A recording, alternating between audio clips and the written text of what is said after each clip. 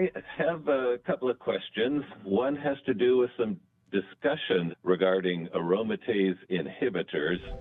And my wife heard it, and she told me that you'd mentioned that the anastrozole had shown not to be as effective as hoped in neutralizing this transformation of testosterone into estrogen. So what is there that's a substitute for that that's better? And is there something in dietary regimen that could help to reduce this transformation of the testosterone into estrogens? Okay.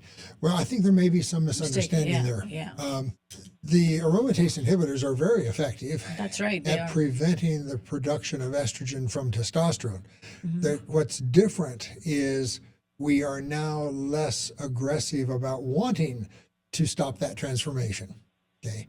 When I started this clinic almost 30 years ago, we tried very hard to get older men's levels of estrogen down to young men's levels of estrogen, because our feeling was, we want all of our hormones in a healthy, youthful area.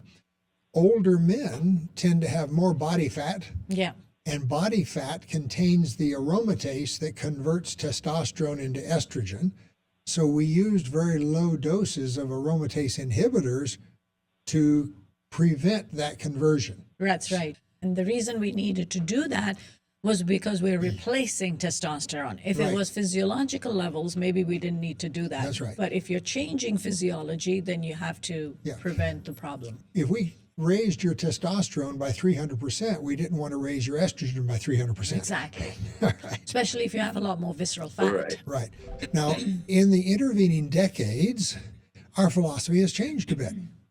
It turns out that even in men, estrogen is a very potent systemic anti-inflammatory. It decreases inflammation everywhere. And so older men that are at higher risk of dementia and degenerative joint disease and colon cancer, etc., osteopenia, osteoporosis, actually can benefit from allowing those estrogen levels to rise a little higher than they were when you were young. So, as the decades have gone by and we have learned more, it's changing the things we're doing. So we're not using nearly as much in the way of aromatase inhibitors as we did 30 years ago.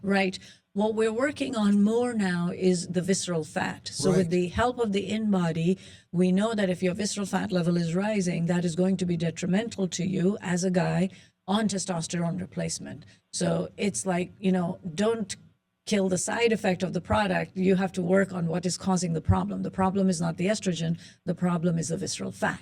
So if you work to reduce your visceral fat, then you can use that estrogen to your advantage for cognitive function, for brain function, for your bone, and for everything else that it does, both for men and women.